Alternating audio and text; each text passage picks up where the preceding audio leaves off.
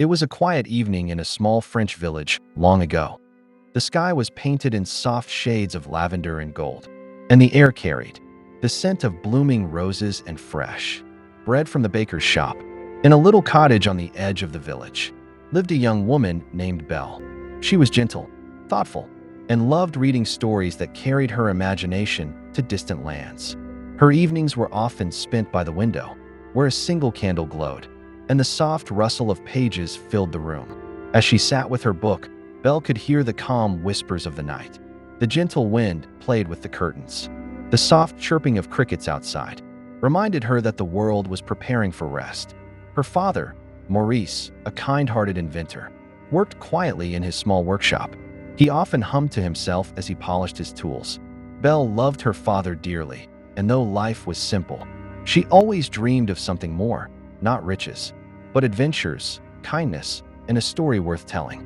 On this particular evening, as the stars began to appear, the story of Belle's life was about to change forever. One day, Belle's father set out on a journey to present one of his inventions at a nearby town. He promised Belle that he would return soon. The forest path was long and winding, with tall trees that whispered secrets to each other in the wind. But as fate would have it, Maurice lost his way. The forest grew darker. The branches above formed a roof that allowed only specks of moonlight to fall upon the ground. The air grew cold, and the sound of an owl echoed in the distance.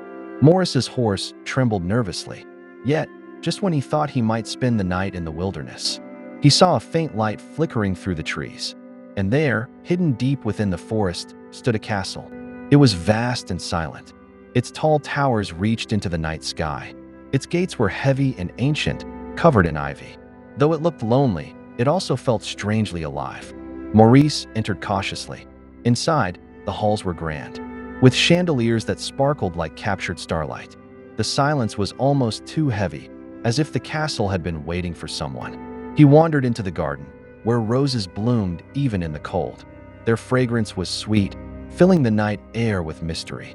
And it was there, in a moment of weakness, that Maurice plucked a single rose. But then, the stillness was broken by a voice, deep, powerful, and sorrowful. "You dare take what is mine."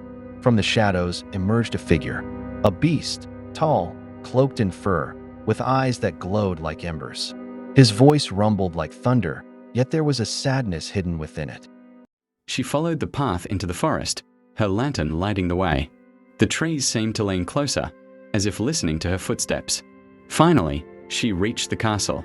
The heavy gates opened with a creak, almost as if they had been expecting her.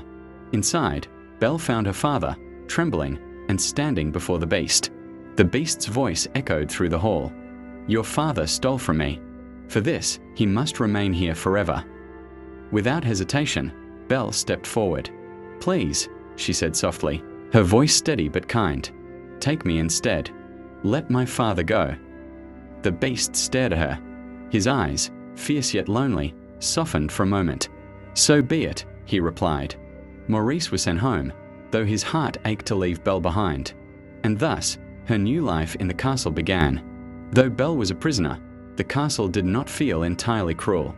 Each room was grand, filled with golden light from glowing chandeliers. The library was vast, with shelves that stretched high into the ceilings, holding books from every corner of the world. The gardens were endless, where roses bloomed in every color imaginable. The fountains whispered softly as water trickled over smooth stones. And there was the beast, always watching, always near. At first, his voice frightened her. His footsteps echoed through the halls like thunder. But slowly, Belle noticed the gentleness behind his harsh appearance. When she walked through the gardens, the beast would follow, quietly. When she read in the library, he would sit nearby, listening in silence. One evening, as the fire crackled in the grand hall, the beast asked softly, "Do you fear me, Belle?" She looked at him, not with fear, but with thoughtfulness. At first, yes. But now, "I think you are lonely." The beast's eyes glimmered. For so long he had been cursed, trapped in this form until someone loved him not for what he appeared to be, but for who he truly was. Belle's kindness was like sunlight in a place long forgotten by warmth. The beast no longer roared in anger. Instead, he laughed softly when Belle teased him. He listened when she read stories aloud. He even showed her secret corners of the castle, a balcony where the stars seemed close enough to touch, a hidden garden where white roses glowed in the moonlight. But one night, as Belle sat by the fire, she saw the sorrow in his eyes. "Why do you look so sad?" she asked. The beast hesitated. His voice was low. "Because I fear you will never see me for who I truly am." Belle reached out, placing her hand gently on his paw. "I see you," she whispered, "and I am not afraid." In that moment, the curse began to lift.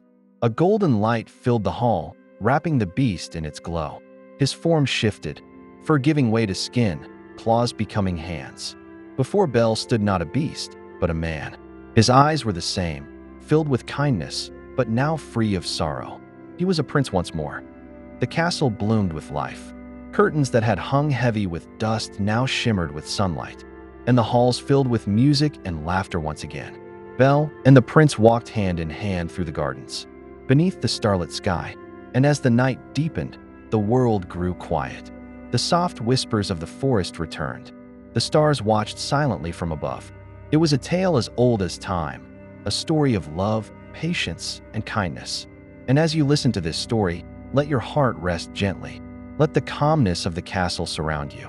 Let the soft rhythm of the night carry you into peaceful dreams. Sleep now, for the story has ended, but your dreams are just beginning.